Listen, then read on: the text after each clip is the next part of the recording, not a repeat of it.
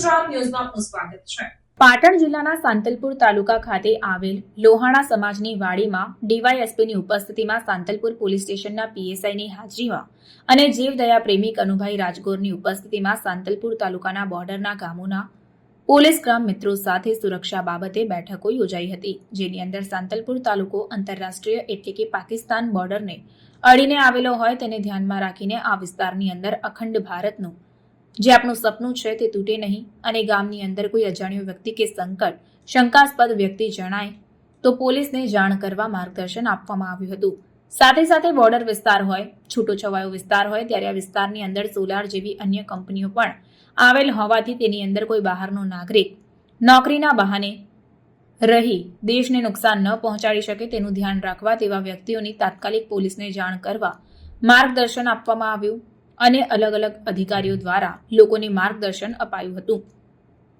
સાંતલપુર તાલુકાના પોલીસ મિત્રો અને પોલીસ વચ્ચે સમન્વય જળવાઈ રહે અને અખંડ ભારત જળવાઈ રહે, કોઈ પણ વિદેશી નાગરિક આ વિસ્તારની અંદર આવી અને દેશને નુકસાન કરવાની હિંમત ન કરે તેને ધ્યાને લઈ સ્થાનિક લોકો જાગૃત થાય તે હેતુસર ગામની અંદર આવતા કોઈ પણ વ્યક્તિ શંકાસ્પદ દેખાય તો તેની પાસે જઈ તપાસ કરી પોલીસને જાણ કરી પોલીસને સહયોગ આપવા દેશનું રક્ષણ કરવા માર્ગદર્શન આપવામાં આવ્યું હતું। આ પ્રસંગે તમામ ગામના પોલીસ મિત્રો, સાંતલપુર પીએસઆઈ, ડીવાયએસપી અને કનુભાઈ રાજકોર સહિતના લોકો ઉપસ્થિત રહ્યા હતા। રિપોર્ટર વસંત કડિયા, સેક્યુલર ગુજરાત ન્યૂઝ, પાટણ। અભિનંદન આપું છું કે તમે એક પોલીસ મિત્ર તરીકે તમે જોડાયા છો, એટલે તમારા હૃદયમાં એક દેશભક્તિ અને પોલીસને મદદ કરવાની લાગણીઓ છે અને એના કોઈ અંકુરો છે, ભલે મદદ કરો કે ના કરો પણ એક પ્રકારની અંદર તમારા પેલી તો છે અને તમને જે પોલીસ મિત્ર બનાવવામાં આવ્યા છે તો દરેક ગામમાંથી પોલીસ મિત્ર જે બનાવ્યા છે એ તમારે પોલીસને મદદરૂપ થવા માટે તમને આઈ કાર્ડ પણ આપવામાં આવ્યા હશે ઘણાને જે પોલીસ મિત્ર હશે। તો આપણે રાજગોર શ્રીએ કીધું એ રીતે કોઈ તમારે ગભરાવાની કોઈ જરૂર નથી। તમારા નામ બિલકુલ ગુપ્ત રાખવામાં આવે છે। માની લો કે તમને એવું લાગે કે રૂબરૂમાં નથી જવું તો તમે ટેલિફોનિક પણ જાણ કરી શકો છો અને કોઈ પણ હિલચાલ કે શંકા લાગે એવું કાંઈ જરૂરી નથી। તમને એવું લાગે કે ફેરીઓ નવો આવ્યો છે ગામમાં એવું પણ બની શકે। પછી કોઈ કંપની હોય, કંપનીની અંદર લેબર કોન્ટ્રાક્ટર હોય, એના જે બધા કારીગરો જે આવતા હોય એનું પોલીસ વેરિફિકેશન થયેલું હોવું જોઈએ। તમને ઘણીવાર એવું લાગે તમે ક્યાંક ગેસ્ટ હોય, તમારી બેઠક હોય, ત્યાં તમને લાગે કે કોઈ વ્યક્તિ અવારનવાર શંકાસ્પદ વ્યક્તિ આવે છે તો તમારે સીધું તમારા બીટના જમાદારો એમને પણ જાણ કરી શકો છો, પછી થાણા બંદરને કરી શકો, યા ના હોય તો તમારા સીપીઆઈ સાહેબ હશે, નાયબ પોલીસ અધિક્ષક છે, એસપી સાહેબ છે, તમે આ રીતે તમને યોગ્ય લાગે, તમને લાગે કે મારે અહીં નથી જાણ કરવી ને અહીંયા કરવી છે, અહીંથી મારું નામ પેલું થશે તો તમે ગમે ત્યાં તમે જાણ કરી શકો છો કે આ વ્યક્તિ મને શંકાસ્પદ લાગે છે અને આની કોઈ પ્રવૃત્તિઓ હોય એ દેશ વિરોધી લાગે છે તો એ રીતે પણ તમે જાણ કરી શકો છો। અને ફક્ત ઘણીવાર એવું બનતું હોય કે સગાના ઓળખીતા હોય આવ્યું હોય કોઈ રહેવા એ ખ્યાલ ન હોય, તમને પછી એવું લાગે શંકાસ્પદ પ્રવૃત્તિ, તમને એવું લાગે કે સંબંધીના સગાના સગા છે એવું કંઈક રોકાય પણ એ પણ હોઈ શકે। પણ તમને જો શંકાસ્પદ પ્રવૃત્તિ લાગે તો તમારે તરત જ પોલીસને જાણ કરવાની અને કોઈ પણ વસ્તુને શરૂઆતથી ડામી દેવામાં આવશે તો એ વિશાળ સ્વરૂપ નહીં લે, નહીંતર એ મોટું એનું આખું નેટવર્ક ફેલાઈ જશે અને એ આપણા દેશને ઘણું મોટું નુકસાન પણ પહોંચાડી શકશે। અને કોઈ પણ વસ્તુ આપણા વિસ્તારમાં ક્યાં બને છે તો એનો સૌથી મોટો નુકસાન આપણે જ ભોગવવાનો છે। એટલે એક આશા રાખીએ છીએ કે તમે બધા પોલીસના મિત્ર બનીને સાચી માહિતી અને સારી માહિતી તેમજ કોઈ પણ અઘટ્ય પ્રવૃત્તિઓ ચાલતી હોય અથવા શંકાસ્પદ વ્યક્તિઓ લાગતા હોય તે બધું પોલીસને મળીને શેર કરશો, જેનાથી કે આપણે કોઈ પણ ઘટના જે દેશ વિરોધી બનતી હોય તેને અટકાવી શકીએ છીએ। અને આમાં તમારી કોઈ રજૂઆત કે સલાહ કે હોય તો પણ તમે અમે આપી શકો કે સાહેબ આવું થવું જોઈએ, આ થવું જોઈએ, તો એની પણ તમારા વિચારોને અમે સાંભળશું પણ પછી જેટલું ગ્રાહ્ય રાખવા જેટલું હશે એમાં આપણે અમલીકરણ કરશું। બરાબર।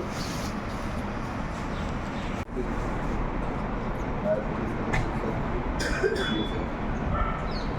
સાથે પોલીસ સ્ટાફ તથા વિસ્તારમાં તમામ ગામોમાંથી પધારેલા જાગૃત યુવાનો સાહેબ એમાં વાત કરી અખંડ ભારત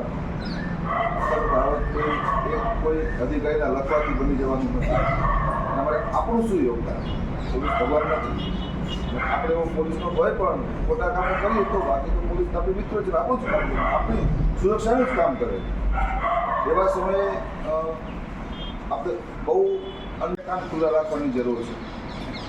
આંતરરાષ્ટ્રીય સરહદ એટલે એક સેન્સિટિવ એરિયા કહેવાય. એક તમારી નાની ઇન્ફોર્મેશનથી ખૂબ મોટી ઘટના ઘટવાની હોય તો એ અટકાવી શકાય.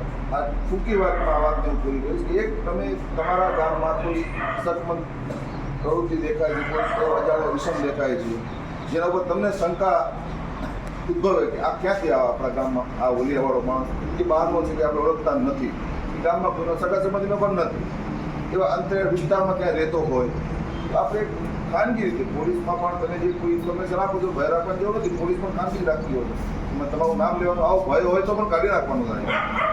આપણે કામ આપણું રાષ્ટ્રીય સુરક્ષાનું આપણે અંદરથી પવિત્ર હોવા જોઈએ, ચોખ્ખા હોવા જોઈએ. આપણા વ્યક્તિગત કોઈના સ્વાર્થ માટે ખુદ નામ આપીએ એવું તો નહીં, પણ ખરેખર આપણને એવું દેખાય છે કે સાહેબને ઇન્ફોર્મ કરીએ ખૂબ મોટી ઘટના ઘટવાની હોય તો ત્યાંથી એનો છેડો કપાઈ જાય. આપણે આશા રાખીએ છીએ કે આપણે બધાએ આંખ અને કાન ખુલ્લા રાખીને હવેનો જે વિકાસ થઈ રહ્યો છે, જે ડેવલપમેન્ટ આપણે વિસ્તારમાં જોઈ જ નહોતું, આપણે કલ્પના પણ નથી કરી કે આ વિસ્તાર આટલો બધો ડેવલપ થશે.